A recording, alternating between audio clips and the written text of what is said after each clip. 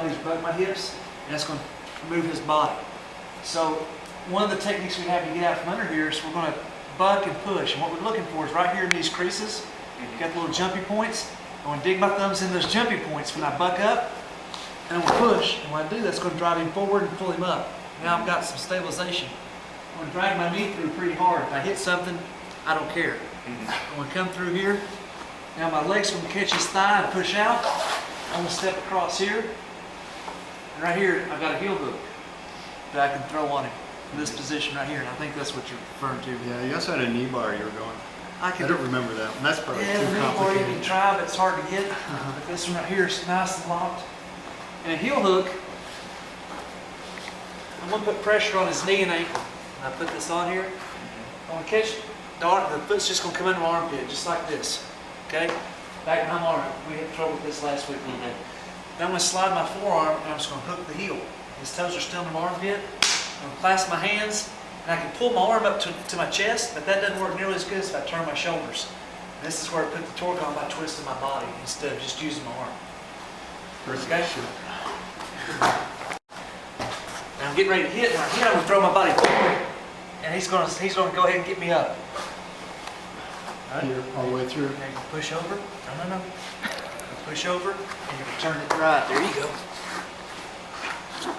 And turn your shoulders. So we got, that's a pretty slick move to get out of it. When a guy's hitting, he's real comfortable up there because he's pounding. So he's sitting up, he's not putting a lot of weight on you. He's like this.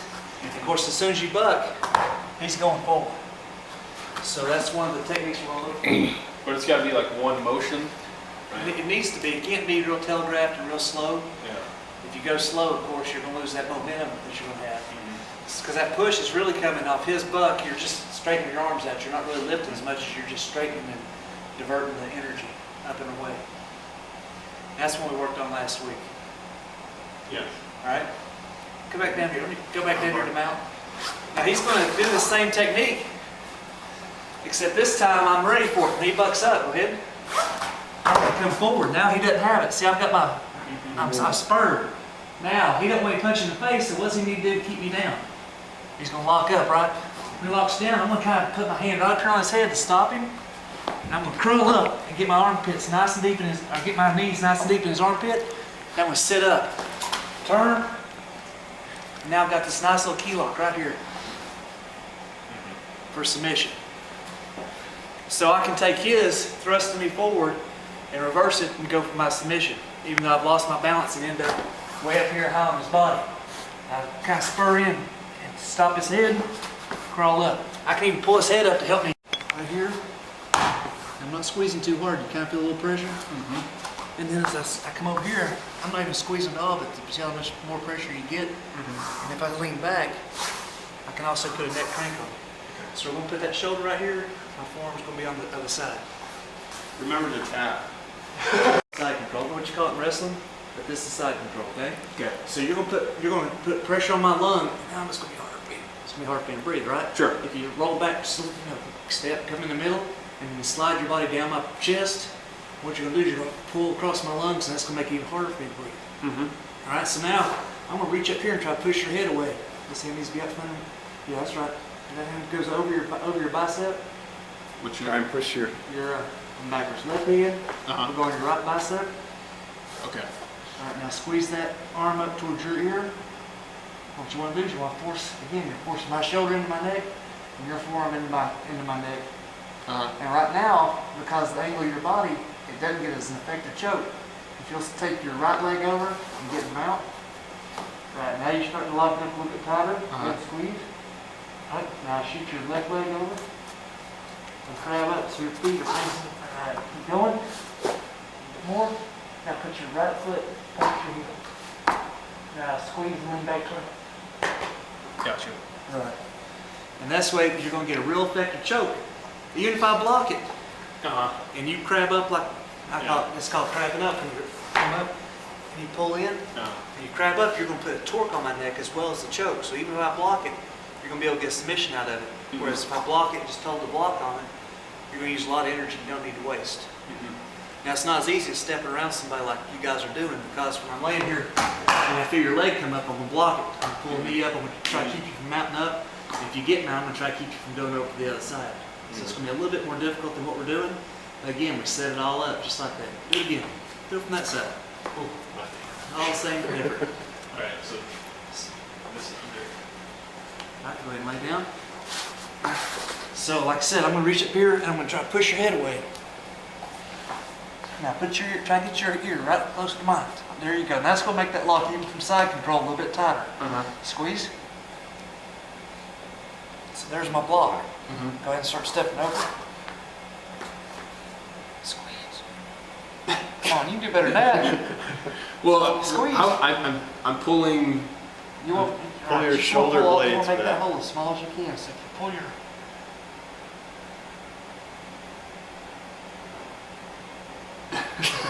all right, step on over.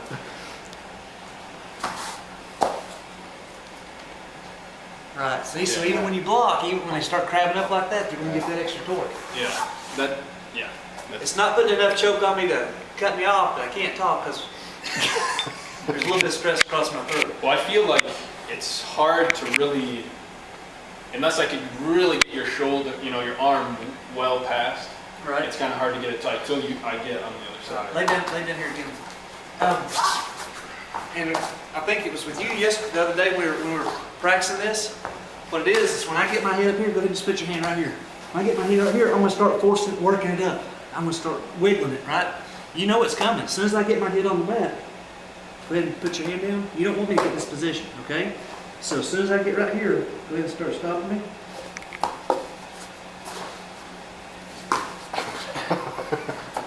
See what I'm talking about? I'm gonna sit there and just keep pushing and wiggling and working.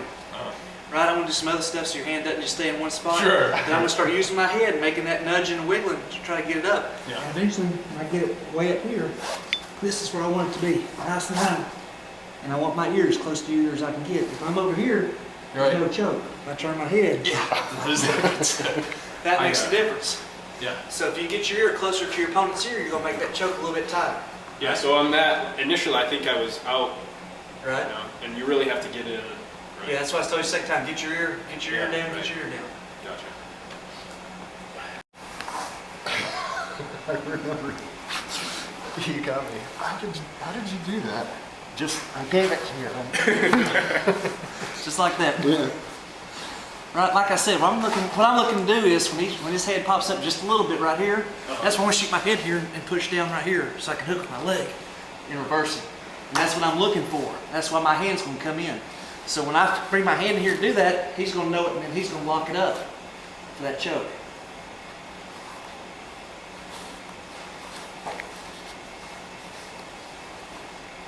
It should be on your bicep. That's the other one. Oh, yeah. There you go. I'll get your ear down by my arm.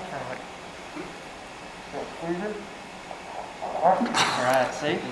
So as long as you got your ear down here behind, you're going to get that choke in pretty go ahead, I'm just getting my sleeve out of the way. You're going to get your choke in pretty decently. Go ahead. Alright, start coming across. See right here, I want to start blocking his, trying to keep him from getting all the way over so I can get my block on. Now we're in, he's in mount. I can also look to turn him over from right here and help him get me out of this lock. If you get out right here, right here's gonna loop, if I get loosened up, this is gonna get me out of that choke and get us back to an even position to work for a turn.